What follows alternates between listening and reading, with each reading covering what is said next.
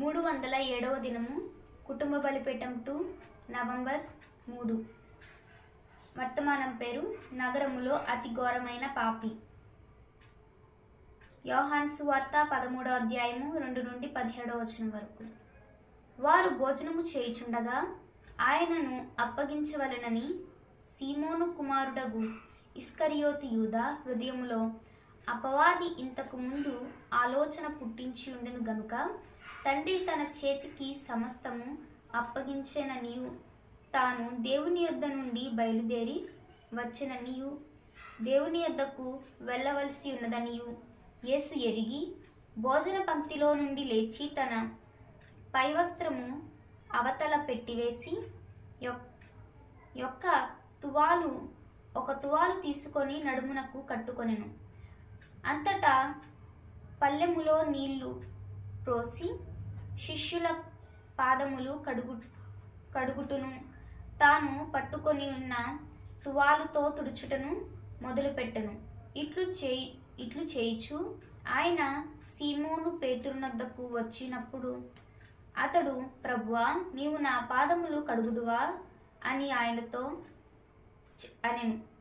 అందుకు యేసు, నేను చేయుచున్నది ఇప్పుడు నీకు తెలియదు గాని ఇక మీదట తెలుసుకొందువని అతనితో చెప్పగా, పేతురు, నీవెన్నడును నా పాదములు కడుగరాదని ఆయనతో అనెను. అందుకు యేసు, నేను నిన్ను కడుగని ఎడల నాతో నీకు పాలు లేదనెను. సీమోను పేతురు, ప్రభువా, నా పాదములు మాత్రమే గాక నా చేతులు నా తల కూడా కడుగుమని ఆయనతో చెప్పెను. యేసు అతన్ని చూసి, స్నానము చేసిన వాడు పాదములు తప్ప మరేమియూ కడుగుకొననక్కరలేదు, అతడు కేవలము పవిత్రుడాయెను. మీరును పవిత్రులు కాని మీలో అందరూ పవిత్రులు కారనెను. తన్ను అప్పగించిన వాణ్ణి ఎరిగెను గనుక మీలో అందరూ పవిత్రులు కారని ఆయన చెప్పెను. వారి పాదములు కడిగి తన పై వస్త్రము వేసుకొని తరువాత ఆయన మరలా కూర్చుండి, నేను మీకు చేసిన పని మీకు తెలిసినదా? బోధకుడనియు ప్రభు అనియు మీరు నన్ను పిలుచుచున్నారు. నేను బోధకుడను ప్రభువును గనుక మీరిట్లు పిలుచుట న్యాయమే. కాబట్టి ప్రభువును బోధకుడనైన నేను మీ పాదములు కడిగిన ఎడల మీరును ఒకరి పాదములను ఒకరు కడుగవలసినదే. నేను మీకు చేసిన ప్రకారము మీరును చేయవలెనని మీకు మాదిరిగా ఇలాగూ చేసితిని. దాసుడు తన యజమానుని కంటే గొప్పవాడు కాడు, పంపబడినవాడు తన్ను పంపిన వాని కంటే గొప్పవాడు కాడని మీతో నిశ్చయముగా చెప్పుచున్నాను.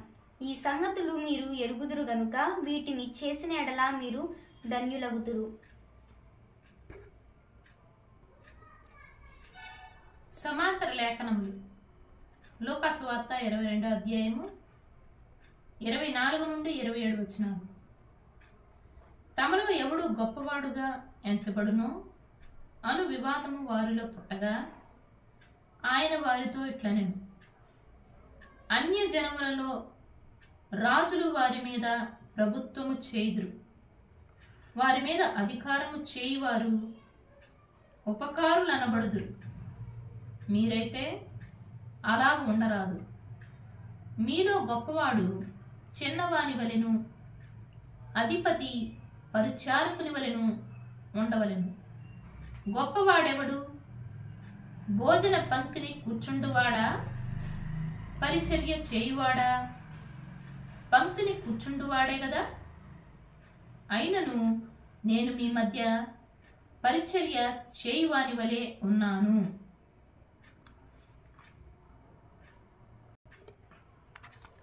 వర్తమాన పేజీ చదువుతున్నాం. మీరు విన్నారు, మా సంఘములో మేము పాదములు కడుగుటను ఆచరిస్తాము. వారు అది సాంప్రదాయము అని చెప్పుదురు, కానీ అది ఆజ్ఞ.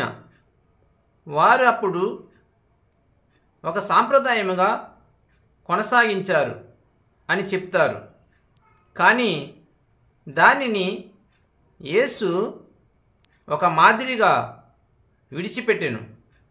మరియు ఆయన దానిని చేసినట్లు అయితే అది ఆజ్ఞ. అన్నింటి తక్కువ పని, తక్కువ కూలి వచ్చేది పాదములు కడుగు వ్యక్తికి. అతడు కేవలము ఒక దాసుడు. అందరికంటే అతని తక్కువ కూలి ఇస్తారు. ఏలయనగా అతడి పని ఇంటికి వచ్చిన అతిథుల పాదములు కడుగుట మాత్రమే. అప్పుడు మన ప్రభువు గూర్చి నేను ఆలోచించాను. కొన్నిసార్లు మనము చాలా గొప్పవారము అని తలంచుదుము. పరలోకము దేవుడు మానవునిగా మారినప్పుడు ఆయన రాజు స్థానమును తీసుకొనలేదు, కానీ పాదములు కడుగు దాసుని స్థానమును వహించి తన శిష్యుల పాదములను కడిగెను. ఆయన నడుమునకు కట్టిన తువాలు తీసి వారి పాదములు తుడిచెను. మనము అందరూ గమనించు స్థానములో ఉండాలి. వినోదం పొందాలని చూస్తాం. అప్పుడు మన ప్రభువును గురించి ఆలోచించాను. ఆయన అతిథులు పాదములు కడిగే దాసుని స్థానమును వహించెను. దేవుడి పరిశుద్ధ వాక్యమును దీవించునుగాక. ఆమేన్. ప్రభు దేవుని వాక్యమును ఆశీర్వదించునుగాక. ఆమేన్.